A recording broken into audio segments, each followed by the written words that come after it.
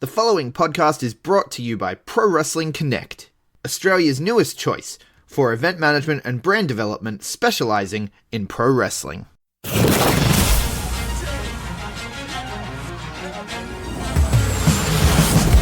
now, the B Plus Wrestling Podcast. Watch global.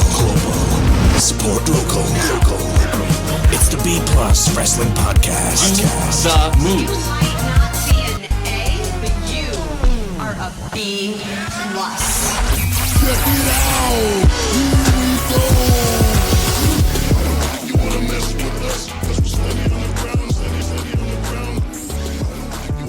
ground. Alright, ladies, gents, and non-binary friends, welcome to another B Plus podcast. I'm your host, Greg Unchained. Today is Wednesday. You know what that means.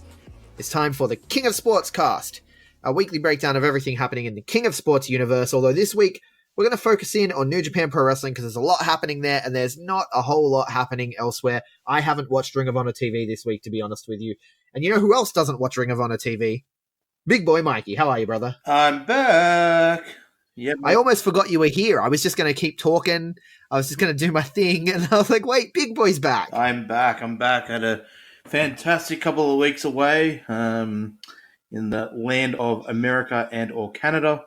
No, it's great couple of weeks away from my best mate's wedding. So, no, it was good.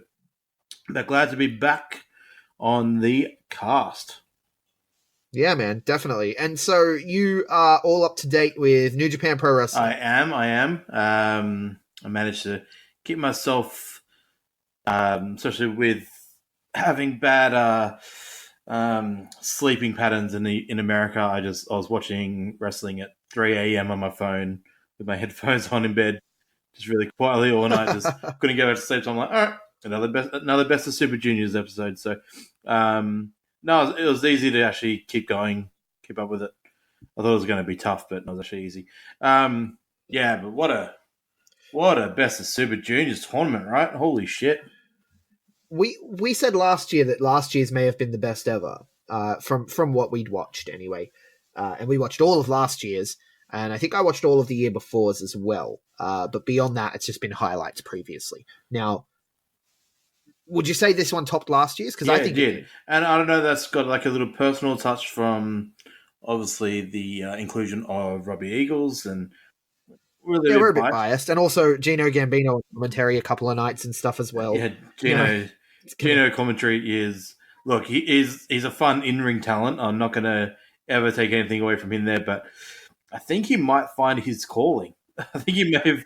I think he's found his calling, definitely. Because he's a fantastic in-ring talent, but he's a even better character, so that works well. Even for Rocky, like Rocky's an amazing wrestler, but even I think he's found his future in commentary as well. So, yeah.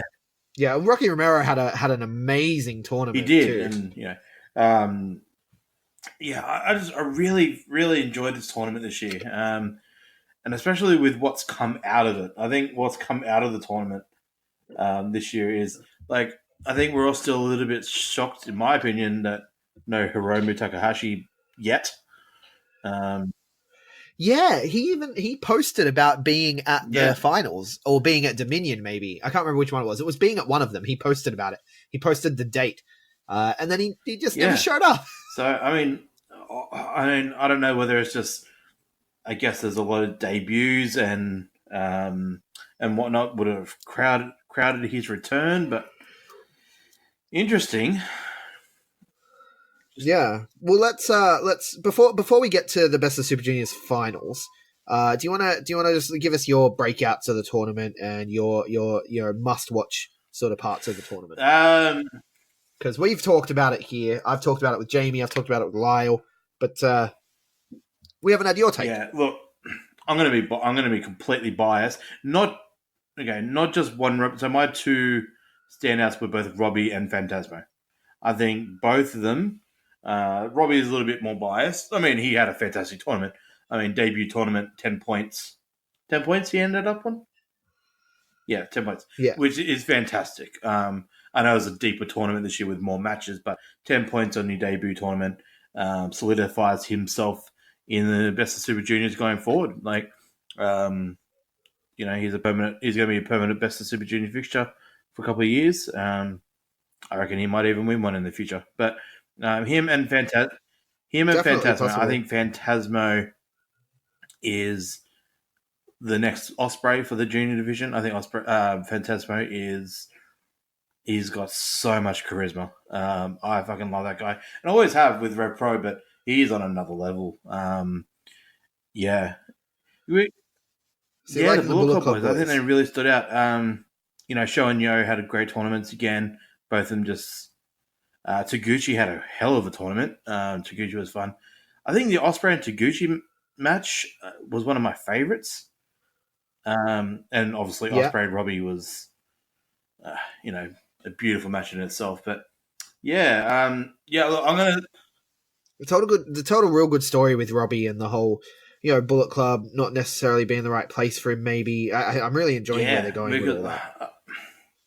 Look, we all love, as Aussie fans, love that all the Bullet Club stuff on Robbie Eagles. And trust me, when I was in America, I was going nuts in Hot Topic with Bullet Club merch because my wife's like, "Isn't the sort of Bullet Club over?" I'm like, "Hell no! Don't sound like bloody What Culture." Of course they're over. As in, Bullet Club are super oh no, she over. meant as in, aren't they done? I was like, no. I was like, Ah. in my opinion, Bullet Club are better than ever. But anyway, that's my opinion. Yeah. And I was like buying I remember bought Bullet Club undies for $1 in Hot Topic. It was fantastic. And I was doing it, and I'm sitting there going, I'm buying all this stuff technically because Robbie is a Bullet Club guy, and I'm like, I'm supporting Robbie here. In a weird way, I don't know if I'm fully behind Robbie in Bullet Club. I think, I don't know. I've never been able to do Robbie as a heel. I think he's too lovable. I don't know. That's just my opinion. He's just too nice of a guy. He's even his ring moveset. He's the way he sells and stuff like that.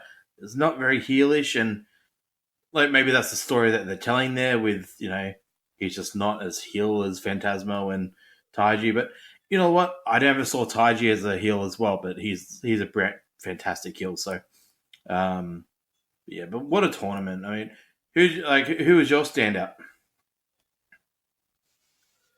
For me, I think, I've said it before on the podcast. Obviously, Robbie did a fantastic job. We're very proud of Robbie. Also, to me, Sho was a big standout, big breakout star. Sho, I think he's going to be huge star for New Japan Pro Wrestling.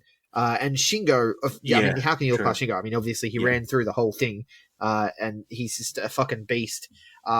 Rocky Romero didn't have a bad match. Every single Will Ospreay match cracked 4 stars, I think. I'd have to look back through my notes, but came close. Will Ospreay was amazing. I think, honestly, the only person that didn't vibe with me was Doki. And then around halfway point, after his match with Robbie, especially when he busted Robbie open, I kind of was like, okay, I can kind of see it now. But yeah, it was an amazing tournament. It may very well be the best of the Super Juniors I've ever seen. Sorry, I also wanted to chime in there. 2 of the Mexican guys, there's 3, 2 of them were amazing. I don't know if Titan just didn't fit with this tournament. It was fun. Things that he done was fun. And me being a Lucha fan, I always talk about Titan and how good he is. There's something off about him in this tournament for me. I wish they put in a Volador Jr. or Caristico or something like that. However, Bandito and Dragon Lee obviously was champion at. He has gotten so much better in the last 12 months. It's ridiculous. And Bandito is just so fucking good to watch, isn't he? Yeah, absolutely. And Gresham, I really enjoyed Gresham as well, but they were kind of there as middle of the pack guys. They weren't there to stand out, Gresham had an amazing match real early with Marty Skrull that I just loved that match because I love their styles. But yeah, I think that's enough talk about the tournament. We've been through a lot of this already with the other guys. Let's talk about the actual final night. We can skip, I think, some of the undercard stuff. There's really 2 major stories to talk, or 3 major stories to talk about on the Best of the Super Juniors finals. Hiroshi Tanahashi is back, but without a win.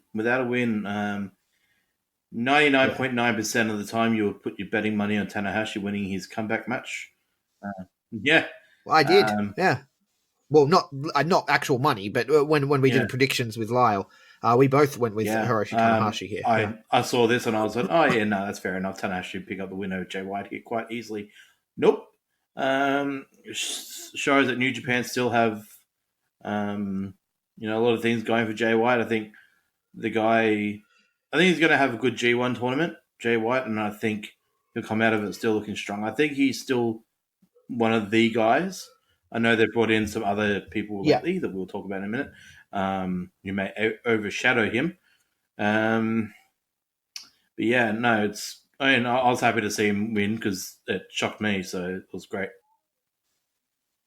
Yeah, anytime they can take you off guard is good, but stop me if you've heard this story before, though. Hiroshi Tanahashi comes back, he's hurt right before the G1. Yeah, he's hurt. I think he's hurt going into every G1 ever, but it's not real, right? Like, it's always a work. Like, there's no way this guy just gets hurt at that time of the year conveniently and comes in and does the underdog thing through the G1. Like, it's just 1 year. I want him to go in at full strength. But then he just cleans the house in the tournament. But I'm not that. Yeah, I'm not that confident with him this year in the tournament. But we'll see. He's Tanahashi, so that'll be a different story. But that was fun. The next part was wild. So obviously, we're talking about Jon Moxley debuting. Debuting in New Japan Pro Wrestling, winning the United States Championship from Juice Robinson. What a match, too. Like, they went all over the place. Juice Robinson took a dive from the balcony, which, he kind of missed his targets and just landed on his ass. So I want to say, without being rude, I'm not about to say F the haters on this, but screw the people who didn't enjoy Moxley's debut here. I mean, everyone's criticizing it over, he doesn't deserve it straight away. It's like, hey, this guy is a future Hall of Famer. Like, let's put it out there. He's already got a Hall of Fame credential career in the big smoke. He is a hell of a talent. Juice challenged him in this, so in a kayfabe stance, Juice has put that challenge out there. He accepted, and it's not like it's the heavyweight title. I would probably, technically have a problem if Moxley's first match ever was against Okada and beat him for the world title. Okay, I would definitely kind of have some criticism there, but it's a US title. That US title around Moxley's waist is going to be elevated like a hell. Like, oh my god, that US heavyweight title around Moxley's waist is going to be so good for that company. It's ridiculous. Yeah, and like, look at their draw for Texas, the G1, the opening night of the G1. It hasn't sold many tickets as of yet, right? Having a name like Moxley on the card, or potentially Chris Jericho, which I thought Jericho was going to beat Okada at Dominion so that he could walk around with that title for a while to be a draw in America. But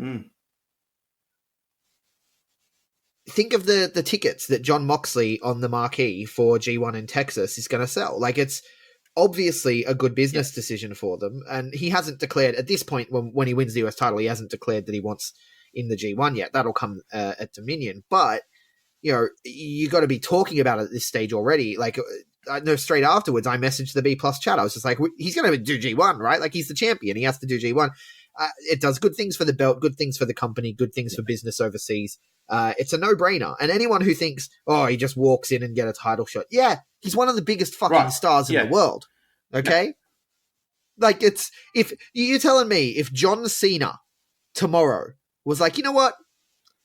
I'm going to go and wrestle in New Japan. I'm leaving my WWE contract. I'm going to go wrestle in New Japan. You think he's not walking straight into a match with Okada? You're fucking kidding yourself. Of course he is. They're reshuffling 2 years worth of plans to put John Cena in a title match straight away. Absolutely. I guarantee it. Like I said, it's not like Moxley won a world title, won a US title. It's perfect. It's absolutely perfect. But I just love it, and there's a lot more Moxley to talk about in the next little bit. But let's move on to that main event, the Super Junior final. What a match! two guys that probably don't need to be in this division anymore, and we'll touch on that very soon. But Osprey is, I've said it a million times, whether I've tweeted it or whether I told you guys, we will agree. Osprey is probably the number one this year. If PWI 500 doesn't have Osprey in the top 3 this year, they're kidding themselves. He has to be a top 3 talent of the year. He's my number 1, but I'm guessing they're going to probably go someone like a Rollins or something like that. But Osprey is the number 1 for me this year. He just gets better and better. Yeah, I've had talks about this with a few people, and obviously the way I look at it is his in-ring, yes.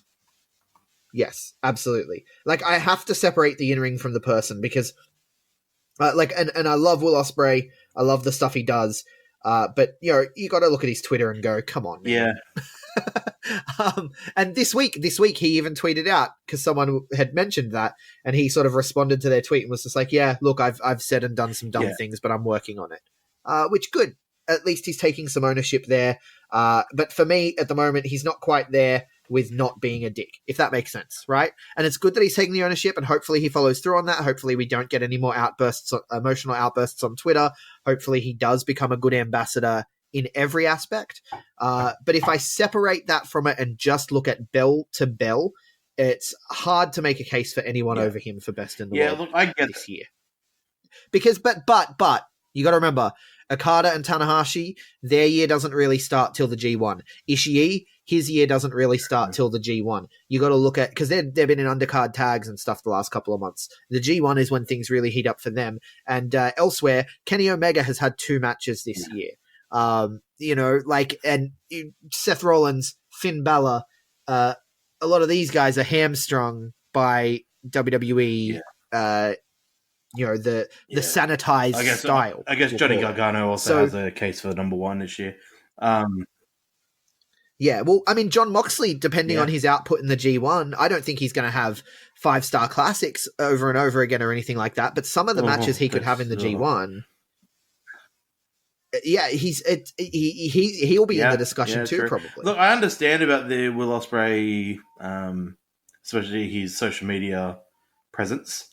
And look, I don't want to make excuses for the guy. I'm not that guy, but I guess we still got to remember he's still really fucking young, and he's going to be the next Kenny Omega in Japan. Like he's moved full time. He's moving out of the UK. He's literally moving into Kenny Omega's apartment. So he's literally going to take Kenny's spot. I'm pretty sure. Wait, is he actually? Has he actually moved into Kenny Omega's apartment? He moved in.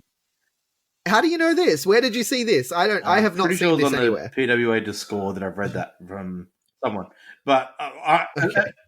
It's very unofficial. Very unofficial. From what unofficial. I've heard, he's taken Kenny's apartment, which makes sense. If Kenny's not living in Japan full time anymore, so makes sense. And I guess with B going full time at Stardom too, I guess makes sense for both of them to be there. But he's got a lot of room to grow, and yes, he's made mistakes, and I'm glad he's owning up to it. But I know every time that I've met Ospreay, he's been a really good dude. I mean, a couple of years of maturity once he gets into the heavyweights, which we'll talk about soon. He'll grow up very quickly. What's the guy's name? Harold and all the guys in New Japan. They'll have him under a relationship. I think he is their next Kenny. Yeah, I definitely think it looks that way. It does look as though he's poised to take that spot, and honestly, he's good enough in the ring. He's definitely good enough. And let's. I mean, Kenny Omega's divisive, right? So Will Ospreay's divisive enough too to take that spot. But he wasn't the only man in the final. Obviously, it takes 2 to tango, and he was up against the undefeated Shingo Takagi. This fucking match, though, dude. Holy shit! Like it was incredible. Shingo is on another level. It's amazing that New Japan didn't really need to go far to find some excess talent in their Japanese talent pool. I know a lot of, especially some of the guys that we know, like Akil and that, Aiden and those sort of guys are very not anti-New Japan, but they love their Noah and their DDT, their Dragon Gate and All Japan and that. But New Japan are picking up some good talent from across the rest of Japan. I mean, we've obviously had Shingo and Taiji in there for nearly a year now. Another surprise that we'll talk about soon. I know he came from WWE, but technically he's another Noah guy. They're getting some good Japanese talent from the rest of Japan. And Shingo is one of the best. Yeah. One of the best in Japan for them. Well, he was already one of the just best puts in him the world. on another level because I love Dragon Gate, I love All Japan, I love all those guys, but New Japan is the king brand of Japan and king of sports. It's the king of sports, baby. But yeah, God, he's fantastic, and I can't wait to see the next step of him and Ospreay. Because do we want to talk about that now or at the end of Dominion? We'll get there. So it's one of those things. No. The loss here didn't hurt him. That's what I want to say here, because I've seen a lot of people be like, "Oh, Will Ospreay didn't need this." No, Will Ospreay didn't need this. But how hard are undefeated streaks to end? They're hard to end. And if you had him win here, he's going to challenge for the title. Obviously, he's going to have to win the title. Then he's going to lose an undefeated streak and a title all in one go. No. You have him lose the undefeated streak, then you have him come back to become the champion. It makes sense to me that he lose in the Best of the Super Juniors finals because he's gone undefeated throughout the tournament. He's looked like an absolute beast, and he's losing to Will Ospreay, a guy who is clearly moving up to heavyweight, right? A guy who is clearly has his eyes set on the G1, and not only did he lose the match to that man, he lost the match after that man had to pull out every move. He hadn't used the hidden blade since... How long ago did he use the hidden blade? Back in the New Japan Cup was the last time he used it, right? So he didn't use the hidden blade all tournament. He didn't need the hidden blade against any other junior. He only needed it against the best of the Super Juniors, Shingo Takagi. He didn't need the hidden blade. He hit the hidden blade, the top rope, Oscutter, and the Stormbreaker in short succession to win this match. Like, that's how much it took. It took everything that Will Ospreay had to get that 3 count. Shingo Takagi loses nothing here. Shingo Takagi still comes out of this tournament. He went through the entire way with full points. Like, he cleared the board. He just lost in the final to the better man, the man who's one of the best in the world, if not the best in the world this year. It's pretty cut and dry that this was the right decision. Agree with it. He's fantastic. And like you said, it doesn't hurt him one bit. And we should note, like, this was obviously the match with star ratings of the entire tournament, and it deserves it. It absolutely deserves it. Yeah, definitely. And potentially the best of the Super Junior final in history. It have to be, Yeah. And so then Will Ospreay goes on to Dominion. We'll talk about his match now to win the Super Junior, to win the junior heavyweight title. And I don't think the match was as good as the best of the Super Juniors finals. Will Ospreay versus Dragon Lee. It was a good match. Ultimately, Will Ospreay picks up the win with the Stormbreaker. Yeah. Right call again. I think it makes absolutely. sense to have him with the Dragon Lee is not a full-time New Japan guy. He's he's part of the roster, but he's not a full-time. He's still technically a full-time CMLL guy, so that was his 3-4 month stint for New Japan.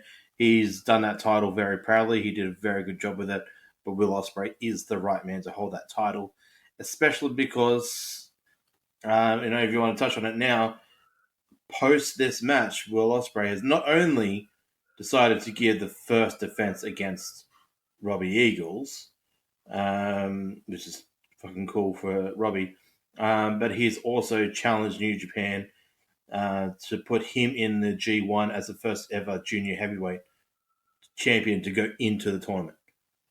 And I don't know if New Japan will do that. I don't know if he would even say it if it wasn't a possibility. I'd love to see it. I'd love to see the junior champion in the G1. That would be cool. I mean, the heavyweight Yeah. couldn't beat him and then have a shot against him, but like the other titles. But it would be cool to see the junior champ have that challenge.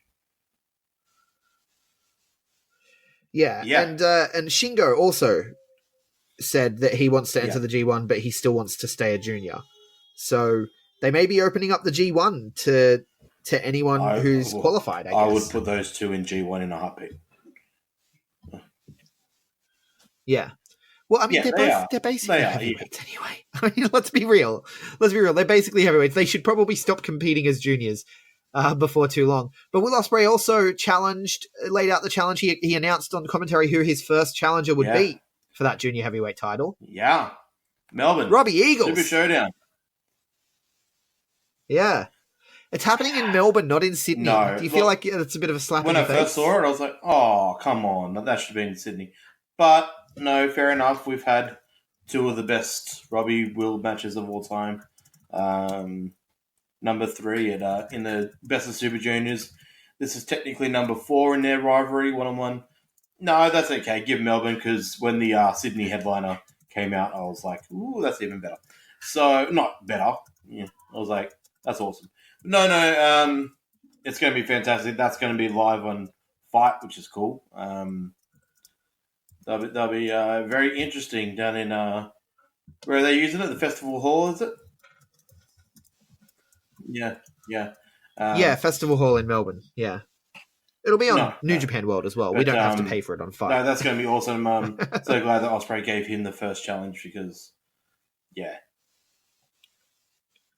Well, it makes sense. He got the win over him in the tournament. And ELP did as well, so ELP will probably get a shot at the British show. Unless, of course, unless Robbie wins. Well, in the ad on the Australian ad, New Japan Australia Facebook page, you can check this ad. As it shows Robbie Eagles' face at the end of the ad, it says, "Get ready for a new staple." Yeah. So, could Robbie Eagles become a new staple of New Japan Pro Wrestling by capturing that junior heavyweight title from Will Ospreay? I mean, it's a possibility, and then Will Ospreay goes into the G1 as a heavyweight, but exactly, exactly, Robbie. Can you imagine him with that title in Australia? Oh my god! Oh, absolutely, yeah. Be amazing. Yeah, I feel like he would be on tours a lot, but good for him. We want that. Yeah, what else do we want to talk about from Dominion? There's a lot to talk about from Dominion. Should we rewind to the beginning of the show? Moxley versus Shota Umino. I mean, this is the coolest story. I don't know. I love this. I mean, so good.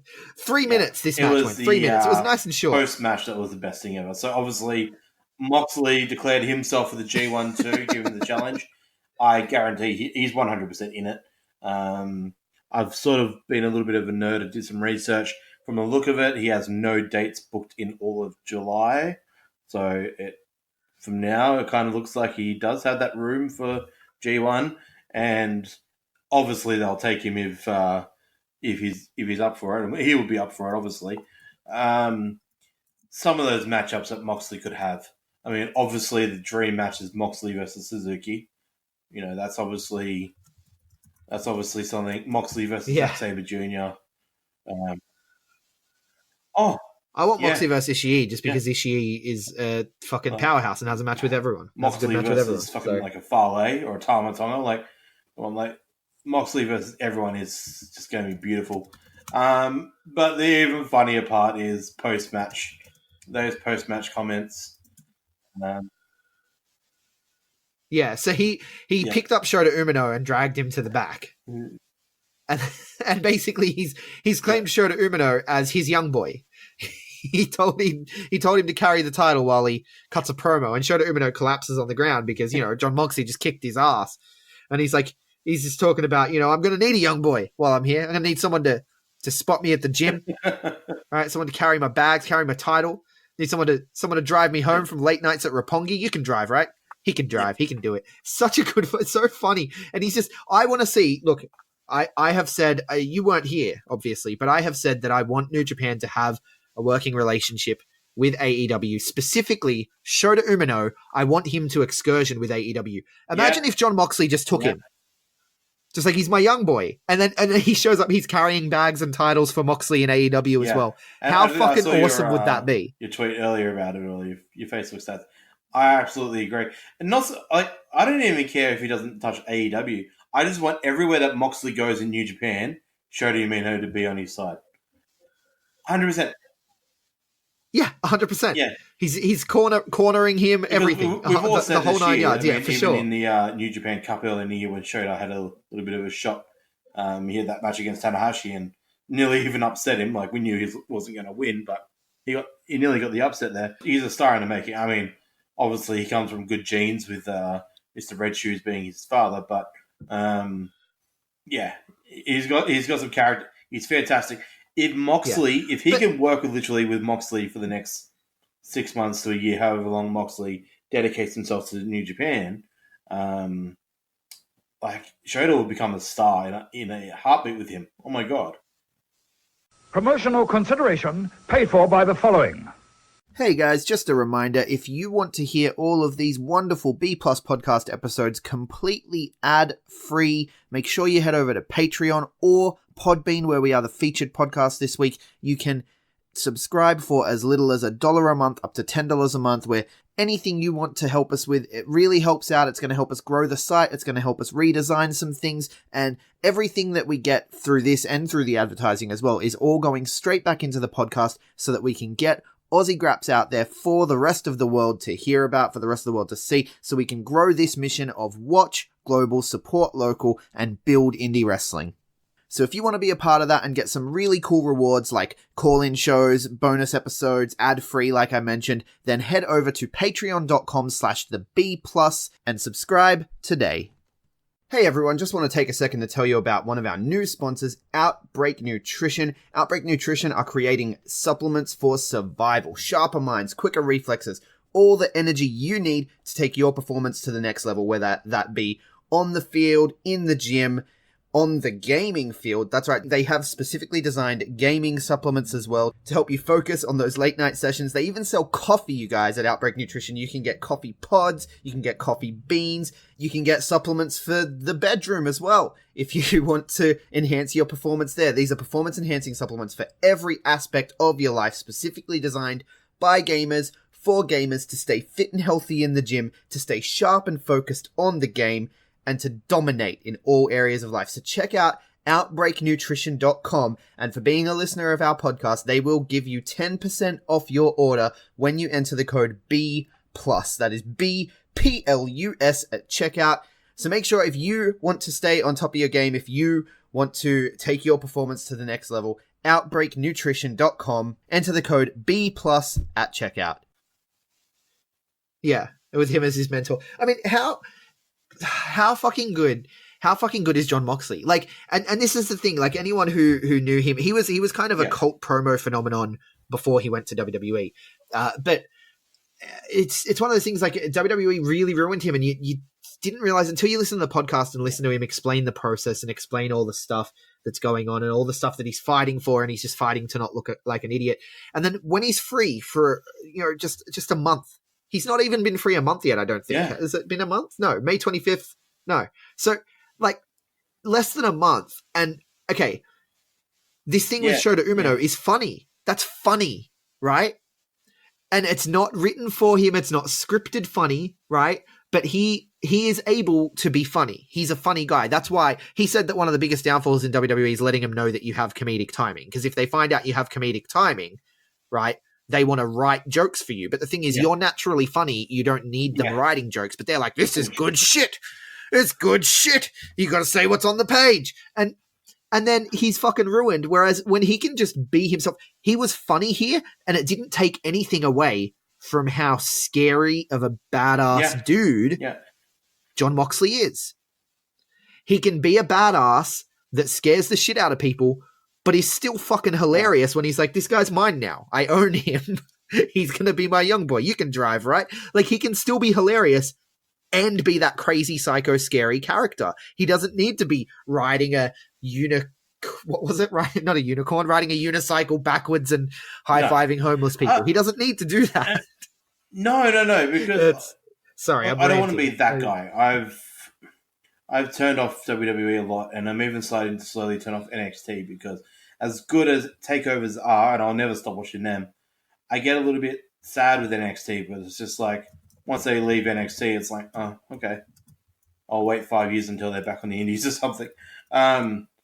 Because surely now with Cody, with Jericho, now Moxley, surely there's the proof in the pudding that if you have some charisma, I mean, they're three guys that have a lot of charisma, but if you just have that little bit of charisma, you're a good wrestler, and you can tell stories on your own. And obviously, a lot of the guys got there got to NXT in the first place for it. On the outside, there is so much now. And not only New Japan, not only All Elite, Ring of Honor, Impact, Major League Wrestling, there are so many promotions now that go be yourself. Don't just rely that, yes, obviously you're going to get that Mania moment, but not everyone's going to get that Mania moment. I mean, there are so many guys that have gone to WWE. I'm like, man, they're going to get a cool Mania moment. The best that they get is the Andre the Giant Battle Royal, and it's just like a Big Damo. When I saw Big Damo first in WCPW or Defiant, whatever it is, I was like, God, they got a real star out of him. Fuck, most of the poor guys had is the bloody Andre the Giant Battle Royal, like third place finish or something, and just like there is so much creative freedom for you out there. Like it's so frustrating, but Moxley is so good, and he's probably one guy that I think WWE is just, holy shit, how did we let him go kind of thing. And like obviously they tried everything, but like I don't know. He is phenomenal. And can we touch on how good his finisher is now? Just that extra elevated, the elevation for the double arm DDT is just perfect. I fucking love it. Yeah. Yeah, the Death Rider. I like it. He still does the dirty deeds, the double arm DDT. Yeah, He still does that. yeah. This is like his super finisher. Yeah. Yeah.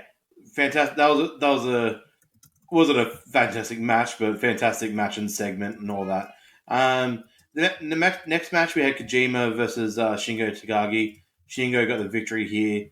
That is obviously a clue for him to go into the G1. He cleanly beat a heavyweight. So, Yeah. Well, after that's why he wanted it, right? He wanted a heavyweight. He got Satoshi Kojima. It was an amazing match. And then I think I went 4 stars with it on Grapple. I'd have to double check. But it was a fantastic match. And he, definitely afterwards he was like, I want to go in the G1. I still want to be a junior, but I can beat heavyweights. I just showed that. Yeah, absolutely. And there was a spot in this match, a clothesline that he pulled off that seriously Stan Hansen would be so proud of. It was one of the best lariats I've ever seen in my life. I don't know if I remember seeing it, but it was fantastic. Kojima still sells well as a legend. The next match, tag match with Yoshihashi Liga against Zack Sabre Jr. Minoru Suzuki. Yoshihashi gets a win over Zack Sabre Jr. here. Yeah, interesting. You got to think that's setting up for the Royal Quest. Yeah, they released yesterday or today. They released the schedule for the Kazuna Road shows. On the final night of that, Yoshihashi has a British heavyweight title match against Zack Sabre Jr. I thought it'd go into the I mean, I'm guessing Zack British Sabre show, Jr. but that's okay then. Wipes the floor with him on that night, but because the last thing I ever want to see is Yoshihashi hold that Red Pro title. My God. But Liga and Minoru Suzuki, their feud continues. I like it. I hope it's Liga versus Suzuki at Wrestle Kingdom. Yeah. Yeah, that'd be pretty amazing. I could see that happening. Yeah. Do you think that would be his last match? Or do you think he'll get a special show? Well, they've said that the Wrestle Kingdom will be his final, but they might give him a special show. But it's a 2-nighter, so maybe one night will be all about Liga, and the next night will be a regular Wrestle Kingdom because he's Liga is athletic. No, I have a theory that it's going to be one of the nights is going to be AEW versus New Japan. Cool. I like that. Wow, I didn't think about that. Yeah. Go big or go home. But then we get Bullet Club versus Raisuke Taguchi, Juice Robinson, and Hiroshi Tanahashi. Tanahashi picks up the win over Chase Owens. Next up, Ishii versus Taichi. Taichi. I think Taichi will go into the G1 this year. I think he wasn't in it last year, wasn't? He's had a hell of he's had a hell of a year. No, you got to assume he'll be. I know a lot of people still don't like him, but Taichi and Yoshihashi, those two guys that just rub people the wrong way. Taichi has grown a lot. I like the singing. Yeah, but Ishii is a never openweight champion. I hope he holds that going into G1 because if he loses one or two matches in that tournament with that title on him, he'll have some good defenses. So, look, obviously Ishii deserves to be in the main event picture. I just don't think New Japan ever see him as a main event guy. But the never openweight division is perfect for him. This is a great match, though. Ishii finally made a wrestler out of Taichi. Loved it.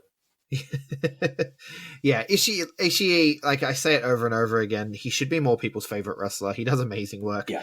And he brought this one I had on Grapple. I had this one at 4 stars. Are you using Grapple, by the way, big boy? I haven't started doing ratings yet, but I'm on it. Yeah, I know you're on it because I followed you. We've got to start rating our New Japan matches and everything, man. And PWA has been uploaded onto the Grapple app, guys. This is a good chance for me to just tell you. Grapple, by the way, ladies and gentlemen, our new friends at Grapple, they're working with us this month. We're bringing Australian wrestling onto the rating system. Basically, Grapple is Rotten Tomatoes for wrestling, right? Yeah.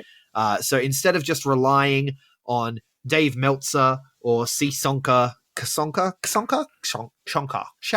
I don't know how to say it. Instead of relying on these people who have for a long time sort of made themselves arbiters of pro wrestling opinion, we're giving the power back to the people, and everyone rates it, and you get a collective rating on matches, so we know what matches the community think are the best matches. And so you can go on there now and you can rate PWA matches and stuff. We've got those introduced on there. Obviously, New Japan, Lucha Underground, I believe, WWE, Impact Wrestling, all that stuff is on there for you to go on there and rate. So give Robbie Eagles those 5-star matches he deserves. Robbie Eagles versus Will Ospreay, I gave him 5 stars. Yep. Where they deserve. And then Goldberg versus Undertaker, 0.25 stars. Is there a minus? I didn't watch the Saudi show, but I haven't really rated it, but that's what I assume I would give it. No, it's a fantastic app. I love it. Even though the Android version crashes a lot, but we'll shoot him a message and we'll get that sorted. Yeah. But yeah, definitely get around Grapple, ladies and gentlemen. And just for this month, I am going to reach into my stash of DVDs and pro wrestling crate goodies and what have you, and wrestling figurines and stuff. I'm going to reach into my personal stash, and if you follow me and you're rating PWA matches, I'm going to pick some random people to send some goodies to. So, how good is that? Yeah. Yeah. But moving on. Man of the people, Gregory. Yeah, man of the people. I am. That's what I do. But moving on, we have a new never openweight champion, Tomohiro Ishii. And then we go into the tag team championship match. The Bullet Club, the Gorillas of Destiny, Tama Tonga Tangaloa retain against Evil and Sonata. And, God, Sonata's hair. Yeah. Right? Yeah. Sonata's hair. But no, Sonata is a star, though. But, man, that hair. Both of them are. But in your opinion, are you sort of... I love both of these tag teams. Don't get me wrong in saying this. Are you bored of the tag division right now in New Japan? Very much so. Yeah, like... I hope with a couple of these new talent acquisitions... And hopefully maybe with the tag league later this year that they bring in maybe 1 or 2 new tag teams just to spice it up. More. We need Aussie Open. Yeah. We need Four Nations. We need the Babes. Yeah. We need we need some serious fresh blood. We need Villain Enterprises. I guess PCO and Brody King would make sense. Yeah. But I don't know. Got to bring some more people in. I've just seen Evil and Sonata versus Gorillas of Destiny way too many times. Like, it's never a bad thing because I love watching these guys go at it.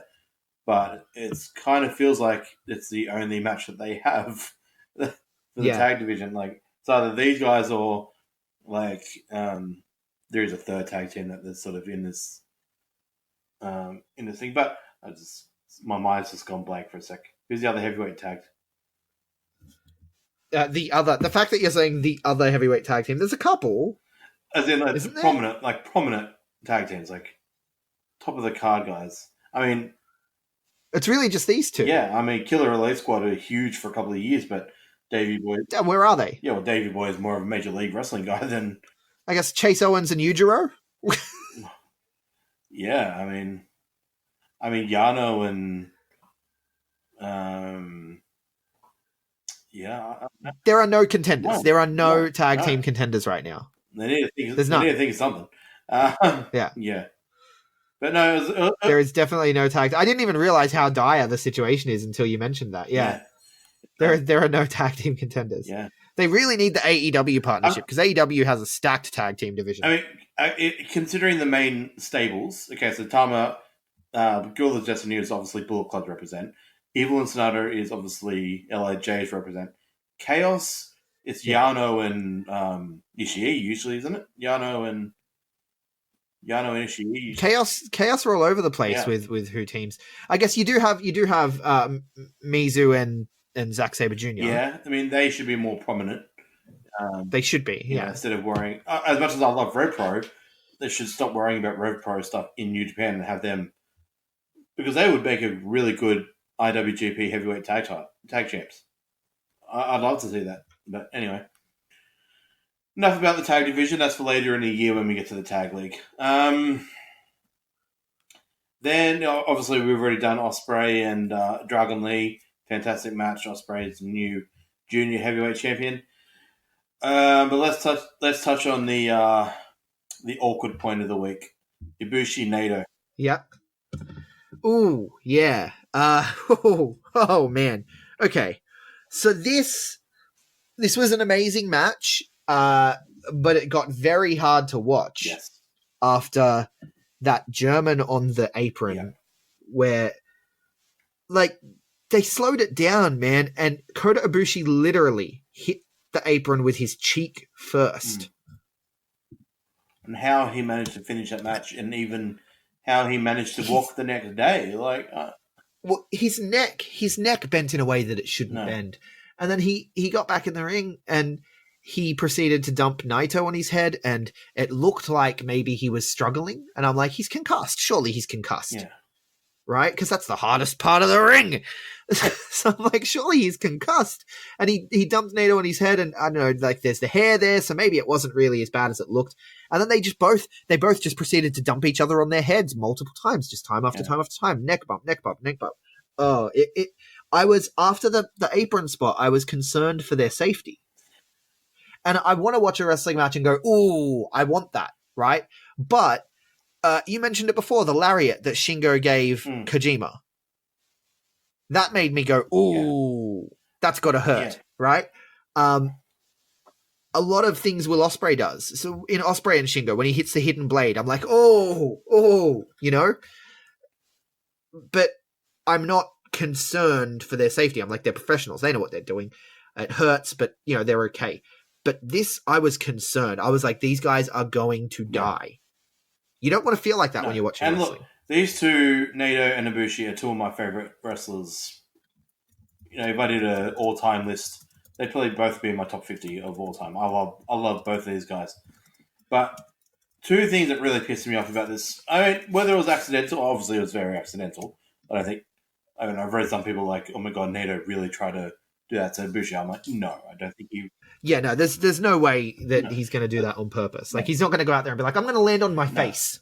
There are two things that really pissed me off about this. Not about this spot, because I can't say that they did this on purpose, but two things that they need to think about.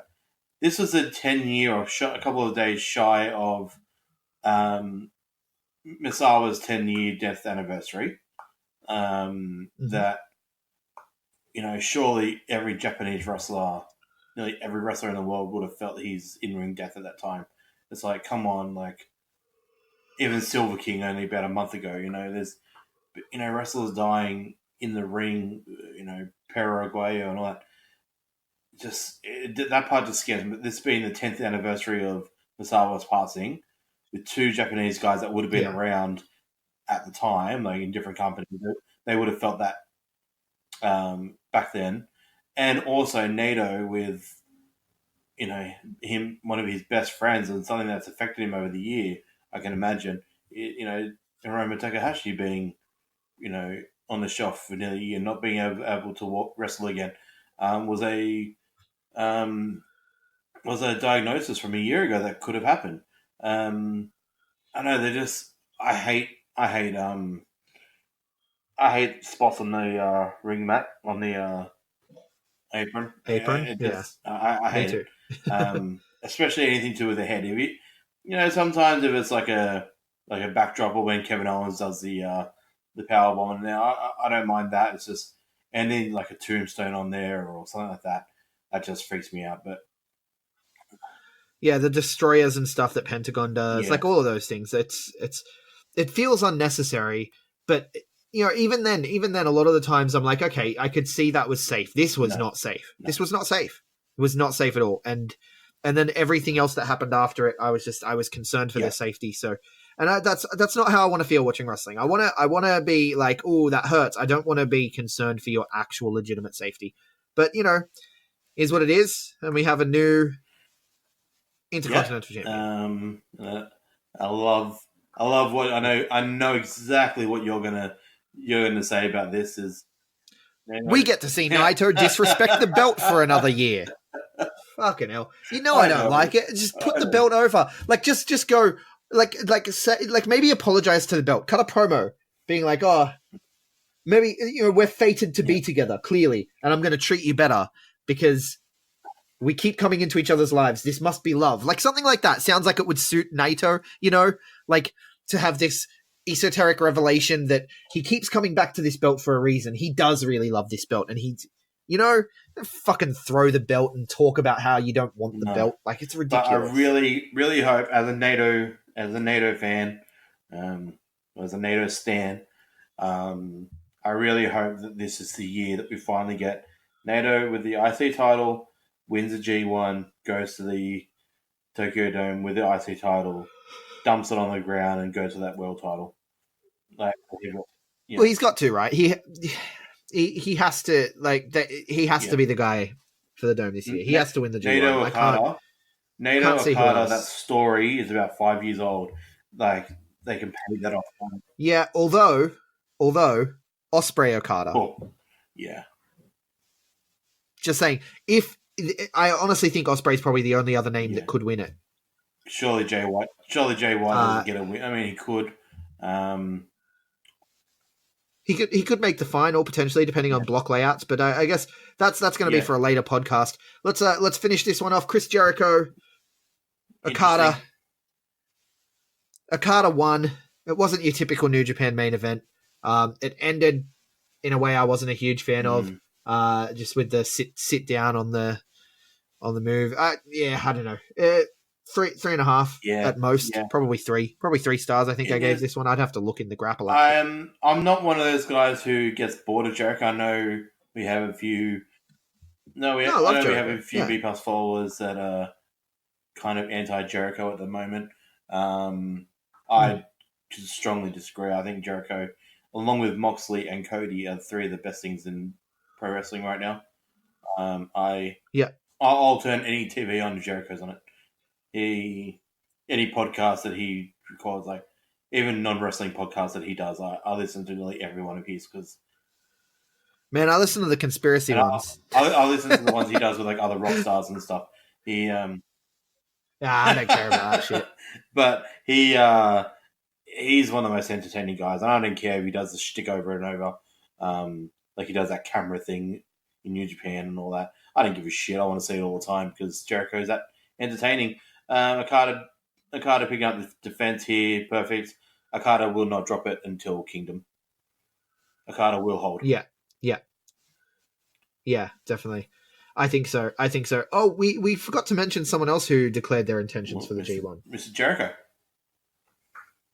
Well, actually, No. Okay.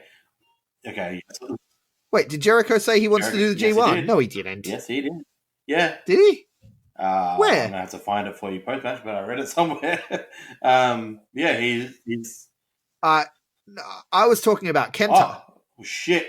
We forgot about fucking Kenta. Holy crap. Kenta. Yeah. Kenta is back. Yeah, we forgot about Kenta. Kenta showed up, led to the ring by fucking Shibata. Everyone thought he was going to bring out like a young lion or something. But yeah, Kenta, New Japan. This is perfect. I think this is a perfect guy for New Japan. He's, again, very interesting that on Misawa's 10-year anniversary of Noah, this is dying Noah, the former Noah super kid in Kenta turns up in New Japan. Yeah. Which people are upset about. People are like, oh, disrespectful. I thought he'd go back to Noah. And it's like, okay, first off, Noah's completely different now. No. Second off, how better to pay tribute to Misawa than to leave a promotion you're supposed to be loyal to and go somewhere else? Exactly. Isn't that how Noah started? Exactly right. Yeah. Exactly right. So, I don't know. I thought it was good. I'm like, it made sense for him to go to New Japan. Like, okay, yes, he could go to Noah, but okay, Park, people are like, oh, look what Park's done for Dragon Gate. What has Park done for Dragon Gate? Has anyone new watched Dragon Gate to see Park? No. People have watched a couple of highlights and then waited for him to show up at All Elite Wrestling and got bummed out when he pulled. Neville, sorry. Park should have done what Kenta's doing now. Park should have gone to New Japan straight away. Well, I don't know about that. I like what he did. And if he doesn't need the money, power to him. You know, that's the great thing about the wrestling landscape as it is at the moment is, you know, people can do what they want and they can still feed their families. And that is a beautiful thing. Is. Follow your bliss, motherfucker. Follow your bliss. But Kenta, New Japan, I love it. Kenta for G1, which is interesting because is Kenta even over the heavyweight limit? Oh yeah, did you see him towards the end of 205? He was chunking, man. He was like eating all the American donuts. No, 100%. But even then, he was coming out on 205 Live towards the end of his run there, and people were like, he is not under 205. Can you imagine this G1 this year? I mean, so last year was 20 people.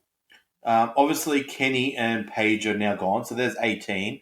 You're going to have to cut out 3 other spots. If all the people that have challenged New Japan, I swear I've read it about Chris Jericho today. I'll have to find it and post it to you somehow. I don't think so because Jericho has a match announced for Fight for the Fallen, doesn't he? G1? Yeah. But so even if the other 4, so even if Moxley, Shingo, Will Ospreay, and Kenta all go into the G1, those matchups that those 4 guys can give to that G1 tournament is mouthwatering. You probably pull out.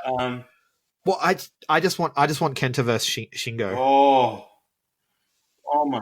Because are we gonna get the old Kenta? That's the thing. Are we gonna get the killer Kenta? You know? Because if we're gonna get the old killer Kenta, fuck, I want to watch Kenta versus Shingo. Whoa.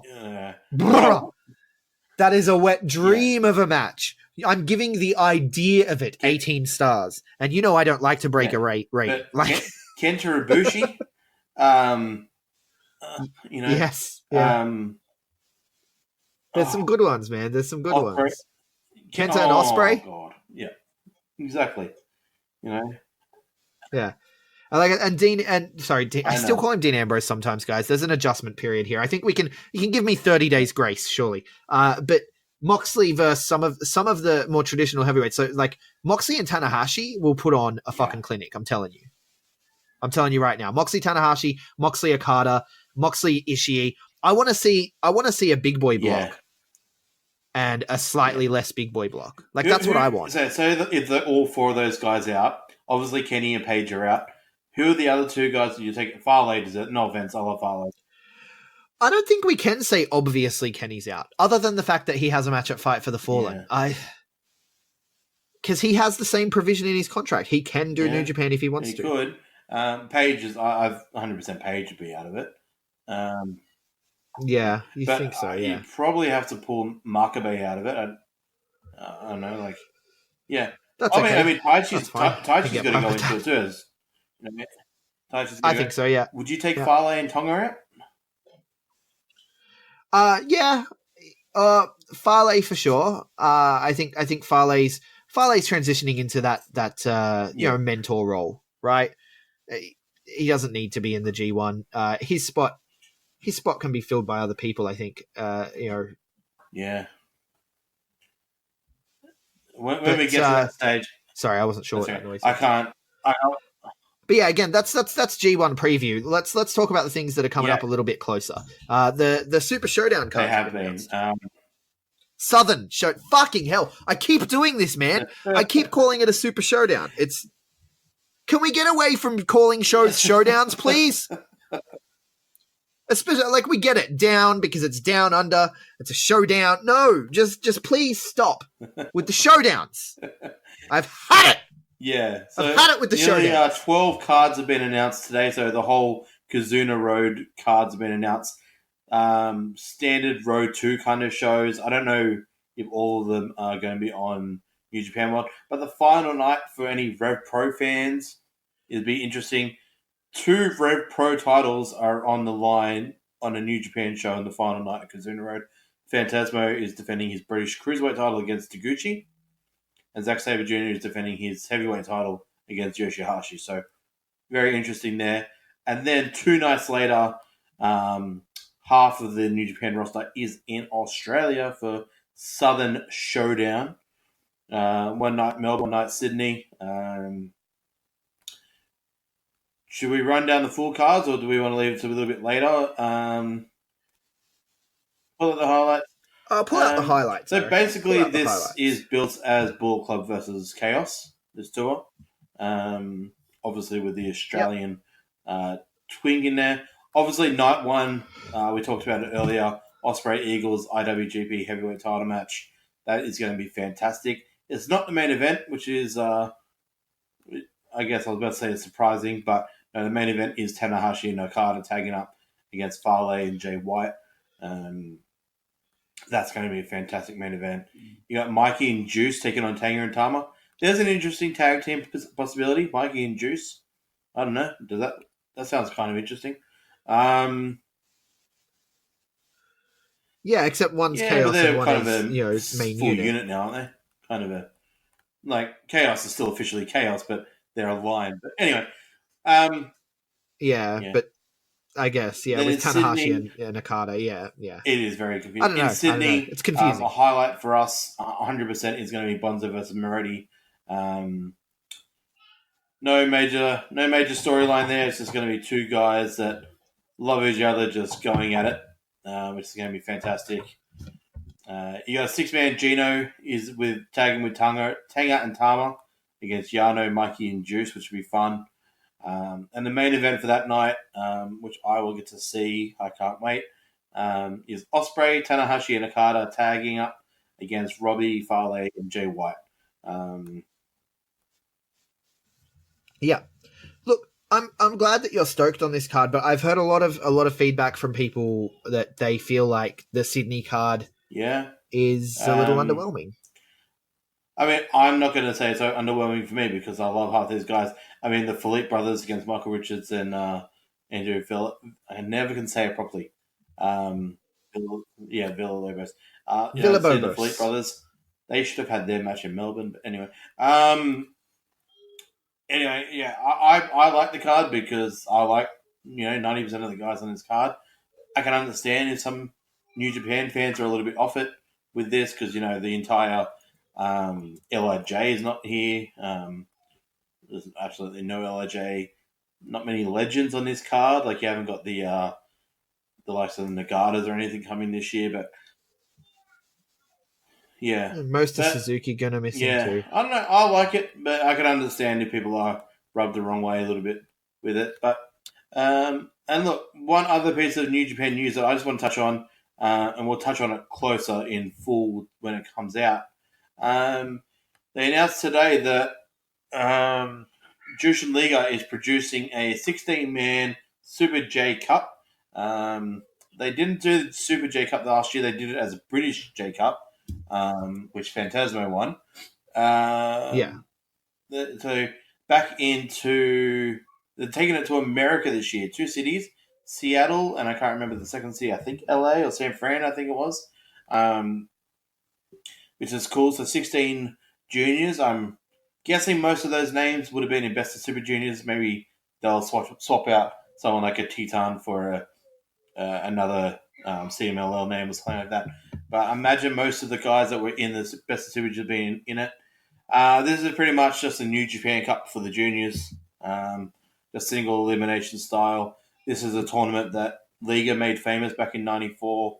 Be interesting to see. I think it's in August post. You're calling him Liga again. I know, Liga. I'm sorry. I know. I've always called him Liga. I know it's wrong, but anyway. It's Liga. Liga. But yeah, so he has a match with Tiger Mask. He is Jushin Liga. There. Yes. All right. The way to remember it. No, but it's going to be awesome to see that tournament take place in America. I'm sure they'll be full in English commentary on New Japan World, which would be sick. But good to see that tournament back. But that's about it for New Japan. Are we missing anything?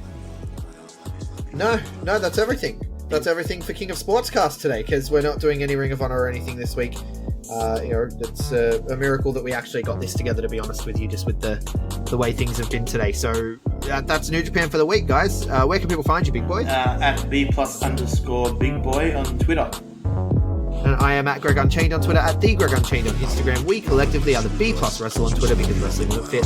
B+ Wrestling everywhere else. Like, share, subscribe, 5-star review if you like what we do. And thank you so much for listening.